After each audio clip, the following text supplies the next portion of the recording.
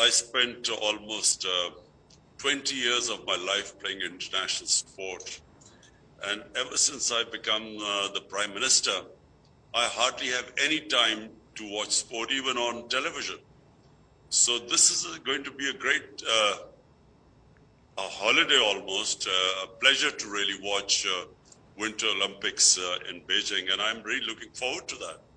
Today is very special, according to the lunar Chinese calendar. It's not just, okay, February the 4th is not just when the Winter Olympics starts, but also the first day of spring, officially, according to the lunar Chinese calendar. So if you were to give a message to the Chinese people who are watching this, who love Pakistan as much as the other way around, what would it be?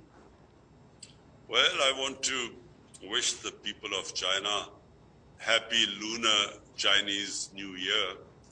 And of course, it's the year of the tiger, which is my favorite animal.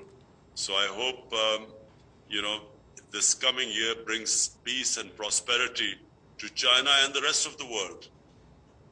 The same wishes from the Chinese people to the people of Pakistan, to you personally as well.